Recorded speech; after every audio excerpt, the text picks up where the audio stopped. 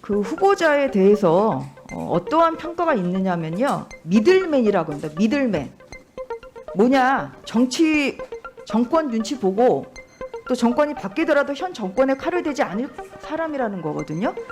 바로 이것이 후보자의 발탁 이유라는 것인데, 문재인 정부가 다른 정부 때보다 검찰 수사의 공정성과 정치적 중립성을 그러면 더 보장하고 있다 이렇게 생각하십니까? 그 부분에 대해서는 그런 측면이 있다 생각합니다. 그렇다. 네. 그런 측면이 있다. 입니다. 먼저 검찰총장 후보자로 지명되신 것을 축하드립니다. 이 자리는 앞으로 2년간 검찰을 이끌 총장 후보자로서 정치적 중립성, 소신 등의 역량과 자질, 그리고 도덕성을 검증하는 자리라는 점을 다시 한번 강조드립니다.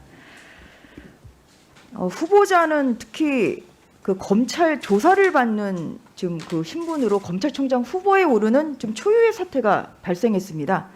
이런 점에서도 오늘 매우 엄중한 자리라는 점 다시 한번 말씀드립니다. 영상 보면서 여쭤보겠습니다. 지난 5월 10일 문재인 대통령 취임 4주년 기자회견 때 나왔던 것입니다. 으로 적합하다고 해서 임명되었을 뿐인데, 그렇다는 이유로 정치적 중립을 지키지 않을 것이다 라는 것은 과도한 생각이라 생각하고요. 검찰이 정치적 중립을 지키면서 엄정하게 수사를 잘할 것이라고 믿습니다. 그 점에 대해서 말씀드리자면, 아까 원전 수사 등 여러 가지 수사를 보더라도 이제 검찰은 별로 청와대 권력을 겁내지 않는 것 같습니다. 이 말로 문재인 대통령은 김 후보자 인사청문회가 열리기도 전에 가이드라인을 제시했습니다. 국민들이 어떻게 생각하든 임명하겠다는 것이고요. 이런 점에서 법사위원으로 매우 유감을 표시합니다. 이제 검찰은 별로 청와대 권력을 겁내지 않는 것 같다 이렇게 말씀하셨는데, 이 말에 동의하십니까? 후보자로서 인사권자께서 하신 말씀에 대해서 평가하는 것은 적절치는 않는 것 같습니다. 후보자의 소신을 여쭤보는 거예요. 정치적 중립, 지금 검찰 청와대 권력 두려워하지 않고 성역 없는 수사하고 있습니까? 정치적 중립을 지키고 엄정한 수사를 하라는 말씀은 당연히 새겨 듣고 있습니다.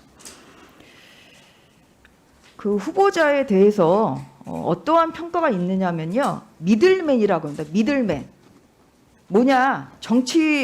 정권 눈치 보고 또 정권이 바뀌더라도 현 정권에 칼을 대지 않을 사람이라는 거거든요.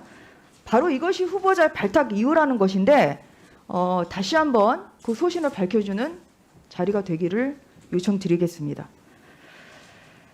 문재인 정부가 다른 정부 때보다 검찰 수사의 공정성과 정치적 중립성을 그러면 더 보장하고 있다 이렇게 생각하십니까? 그 부분에 대해서는 그런 측면이 있다 생각합니다. 그렇다. 네. 그런 측면이 있다. 한번 사건 하나하나 보면서 여쭤보겠습니다. 과연 살아있는 권력도 엄중히 수사하고 있는지. 청와대 울산시장 선거 개입 사건 PPT 보겠습니다. 2020년 1월에 관련자 13명 불구속 기소했습니다. 1년 3개월 동안 수사가 부진하다가 이진석 국정상황실장 불구속 기소를 끝으로 수사가 마무리됐습니다. 임종석 비서실장, 또 조국 당시 민정수석, 이광철 민정비서관에 대해서 검찰은 범행에 가담했다는 강한 의구심이 든다. 이러면서도 증거 불충분으로 무혐의 처분을 내렸습니다.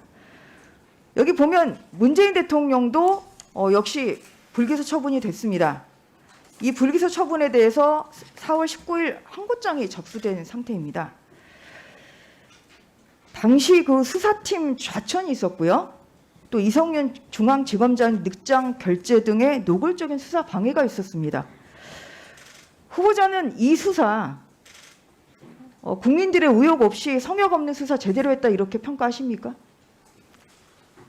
현재 재판하고 수사가 진행 중이어서 제가 구체적으로 말씀드리기는 어렵습니다만, 전임 총장께서 정말 성역 없는 수사를 했다는 사실은 공지의 사실 아닌가 생각하고 있습니다. 네, 성역 없는 수사. 그러면 후보자께 또 하나 여쭤볼게요. 이것을 지금 후보자는 성역 없는 수사를 했다고 평가하시는데 국민들의 시각은 그렇지 않습니다. 오히려 후보자가 자신에 대한 부정적 시각을 해소할 첫 단추가 바로 청와대의 울산시장 선거 개입 사건 전면 재수사다.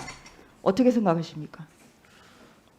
제가 구체적인 내용에 대해서는 보고받지 않아서 내용을 지금 잘 모릅니다. 제가 1년간 밖에 있었거든요. 재수사 의지는 없으시다. 이렇게 들어가서 예.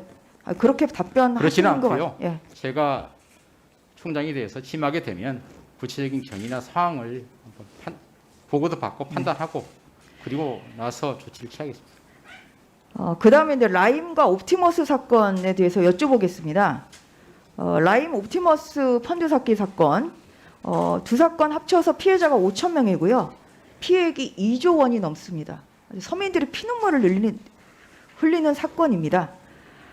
이 라임 펀드 사건에 대해서 작년 10월에 그 추미애 법무부 장관이 윤석열 총장의 지휘권을 배제하는 이러한 불법적인 지휘권을 발동을 했고요.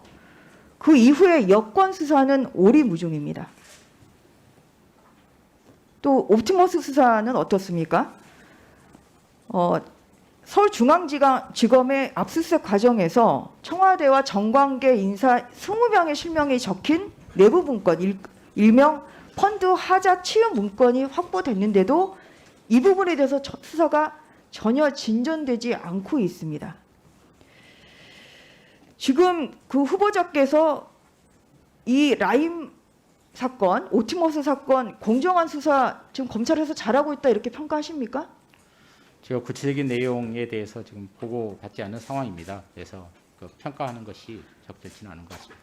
이거는 그러면 지금 이 PPT에 나오는 것처럼 앞에 것들 다시 한번 볼게요. 예. 보니까 그 변호사 시절에 라임 사건을 2건 그리고 옵티머스 사건 2건 수임하셨던데 이것 때문에 그러시는 거예요? 이것 때문에 지금 여기서 소신 밝히기가 어려우십니까?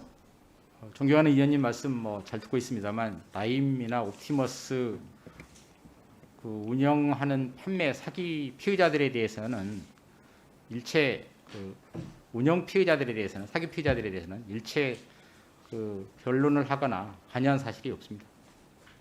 변론하거나 관여하진 않았고 그럼 선임계만 됐다 지금 그 얘기하시는 거예요? 그 얘기가 아니지 않습니까? 그게 지금? 아니고요. 예. 변호사를 하게 되면 의뢰인이 잠깐만요. 있는 거지 지금 않습니까? 그 후보자님 네. 이 사건 본인이 이 사건을 수임했는지 여부를 떠나서 공정한 수사를 했다고 평가하느냐 지금 그거를 여쭤보는 거예요. 지금 구체적인 사건에 대한 수사 재판이 진행 중이고요. 예. 제가 구체적인 내용에 대해서는 보고를 받지 못했습니다. 예, 그러면 그래서- 예, 그 다음 보면서 여쭤보겠습니다. 이 라임 사건 같은 경우에는 지금 보면 그 후보자가 2018년 6월에 법무부 장관 취임을 했고요. 그리고 작년 2월에 남부지검에서 이 라임 사건 수사 착수를 했습니다. 작년 3월, 4월에 관련 압수수색이 있었고요. 당시 법무부 차관으로 이 보고 받으셨습니까? 법무부 내부에 조금 그 보고 체계가요. 그러니까 받으셨어요? 안 받으셨어요? 보고 받지 않았습니다. 보고받지 않았어요? 또 그 작년 12월에 옵티머스 라임 사건과 관련해서 이제 선임계를 제출을 하셨는데요. 이 선임계 제출하신 이후에 검찰청에 찾아가서 구두 변론한다거나 아니면 변호사법에 보면 그 비밀 유지 의무가 있습니다. 그래서 변론 활동이나 내용에 대해서는 그 당사 의뢰인들의 그 사생활과 명예가 있고요. 또 제가 속했던 법인의 영업 비밀입니다. 또 다른 한편으로는 어떤 식으로든 제가 후보자이기 때문에 사건에 영향을 미칠 수 있지 않겠습니까? 그래서 자세한 내용에 대해서는 말씀드리기가 어렵다는 말씀 전제로 드립니다.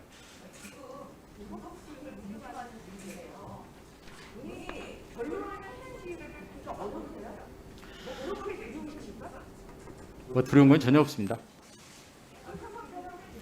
그러나 제가 말씀드린 것과 같은 사유로 말씀을 못 드리는 것은 못 드리는 것이지요.